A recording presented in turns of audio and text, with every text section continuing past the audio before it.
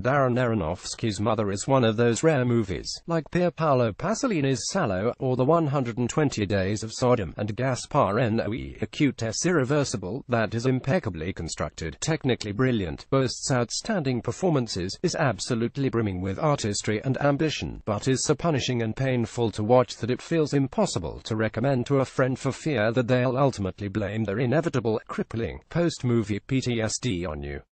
This shouldn't come as a big surprise to those familiar with Aronofsky's work. Many of his films, like the powerful but nauseating Requiem for a Dream, are strenuous and icky, to say the least. Steeped in twisted symbolism and unnerving imagery, Mother fits snugly into the filmmaker's catalogue and will no doubt alienate many, if not most, moviegoers who buy their tickets expecting a witty thriller about a contentious mother-daughter relationship. This is a grotesque, two-horned beast of a marital drama, a nightmarish vision of emotional abandonment and psychological abuse, all for the sake of art. Following the quaint-turned-chaotic life of a couple living in a countryside mansion, the film is a layered metaphor for the agile artist muse convention, in which Aronofsky has been a participant. The story circles the idea slowly at first and then gradually builds momentum until it spirals nearly out of control, with each act more deranged and calamitous than the last. While interpretations of the twisty parable will likely vary slightly from person to person, what seems clear is that Aronofsky made the film as a way to address and work through some personal demons, though the guy seems to be a bit too hard on himself.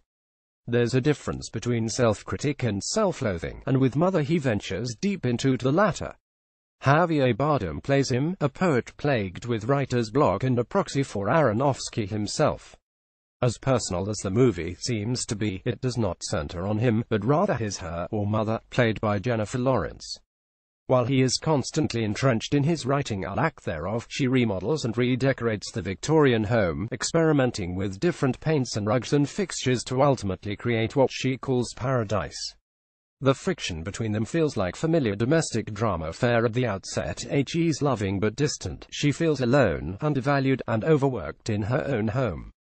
When an older couple show up at the doorstep, played by Ed Harris and a devilish Michelle Pfeiffer, the tone blackens and tensions rise, but it's still familiar territory.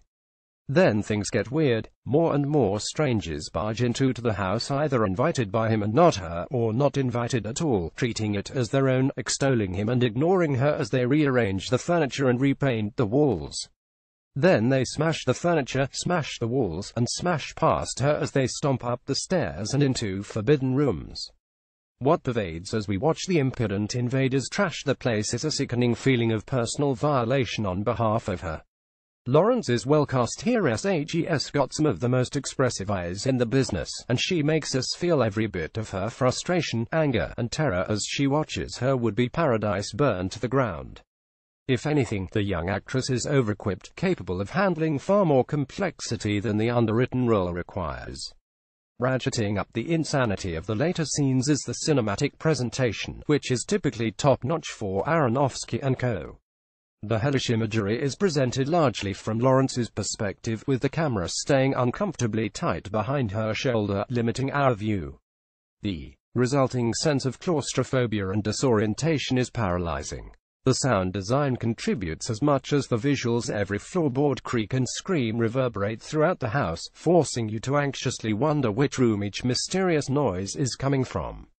This is powerful, often painful, paranoia-inducing cinema. It's difficult to discuss Mother in detail without spoiling the experience. Most of the plot developments after the first act are genuinely shocking, and they cumulatively service Aronofsky's core conceits so specifically and uniquely that revealing them would be a disservice. What's safe to say is that the absurdity, brutality, and disturbing nature of the final act is so extreme that the movie is destined to disgust general audiences and even perturb open-minded cinephiles.